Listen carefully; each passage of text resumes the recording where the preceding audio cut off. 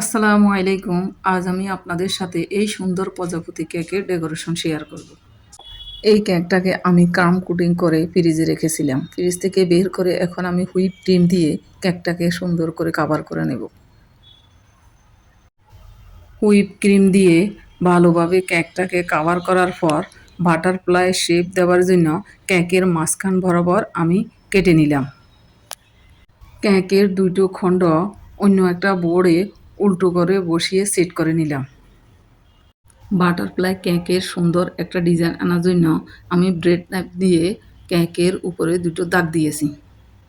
এরপর কিছুটা কেক দাগ দেওয়া অনুযায়ী ওইখান থেকে আমি কিছুটা কেক কেটে নেব। ব্রেড নাইফ দিয়ে দাগ দেওয়ার কারণে এখানে কেকের দোনো পাশের শেপগুলো আমার সমান সমান হবে। যদি দাগ না দিয়ে কাটি হয়তো কোনো শেপ উপরে বা নিচু হয়ে যাবে, এই জন্য আমি দাগ দিয়ে এরপর কিছুটা কেক কেটে নিলাম।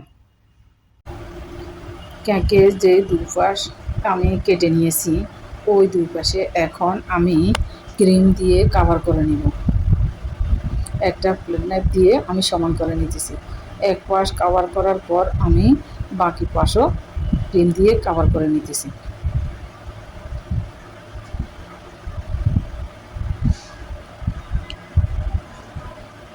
উপরে কিছুটা ক্রিম উঠে গেছে, এই জন্য আমি ব্রেড নাইফ দিয়ে উপরের অংশেও সমান করে দিলাম।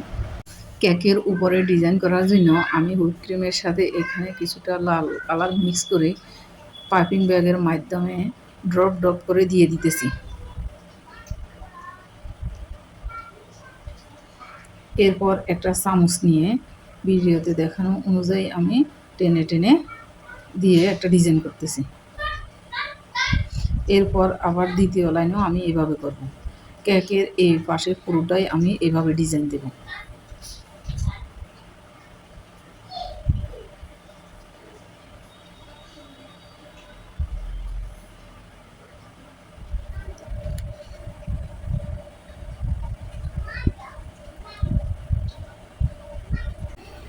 অপর পাশে উপরে আমি চেরি ফুল দিয়ে ডিজাইন করব।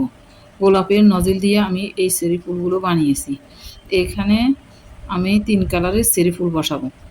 প্রথমে কয়েকটা লাল কালারের বসিয়েছি, এরপর কয়েকটা দিয়েছি গোলাপি আর দিয়েছি কয়েকটা সাদা। এর ফুলের মাঝখানে যে রেণুগুলো থাকে তা আমি হলুদ কালার দিয়ে হুইপ ক্রিমের সাথে হলুদ কালার মিক্স করে গোলাপের ভিতরে রেণুগুলো দিয়ে দিতেছি।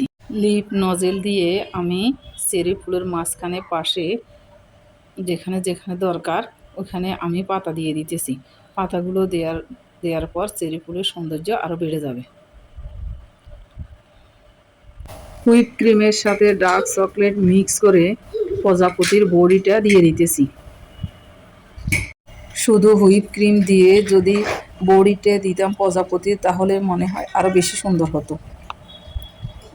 এখন এখানে আমি হুইপ ক্রিম দিয়ে প্রজাপতির দুটো চোখ দিয়ে দিলাম।